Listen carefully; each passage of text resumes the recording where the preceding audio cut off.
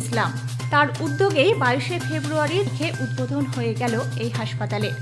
এই উপলক্ষে এদিন বারাসাত মেডিকেল কলেজের বিশিষ্ট ডাক্তারবাবুদের উপস্থিতিতে বিনামূল্যে সুগার, প্রেসার সহ ইসিজি এবং অন্যান্য পরীক্ষার ব্যবস্থা করা হয়েছিল। এছাড়াও ছিল বিনামূল্যে চেকআপের ব্যবস্থা। বিশিষ্ট ডাক্তারদের সাথে উক্ত অনুষ্ঠানে উপস্থিত ছিলেন কদম্বগাছির ফাঁড়ির ওসি, বারাসাত এসডিপিও, স্থানীয় পঞ্চায়েত প্রধান সহ সদস্যগণ এবং অন্যান্য বিশিষ্ট ব্যক্তিজনেরা।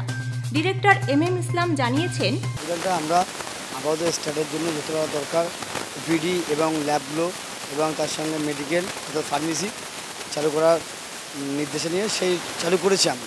আপাতত আমরা এটা মাল্টি স্পেশালিটি দিয়েছি, আরও বড় করব এবং সমস্ত ল্যাব এর মধ্যে থাকবে সেই আশা এবং সেই ভরসা মালিকের উপরে আছে, আমরা করব। আপাতত আমি ওপিডিগুলো চালু করেছি আর ফার্মেসি চালু করেছি এবং ল্যাবগুলো আমার কাজ করছে।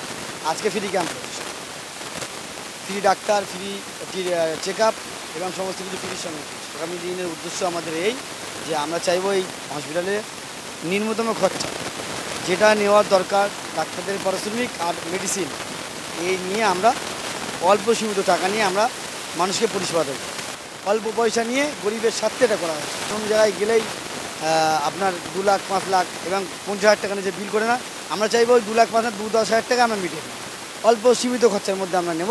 এটা আমাদের প্রধান উদ্দেশ্য এবং গরিবের পাশে থাকার উদ্দেশ্য, এলাকাবাসীর উদ্দেশ্য এবং পুরো পশ্চিম বাংলার উদ্দেশ্যে আমরা এই হসপিটাল করেছি। আর যেন করতে পারি এই আমাদের জন্য প্রার্থনা করব।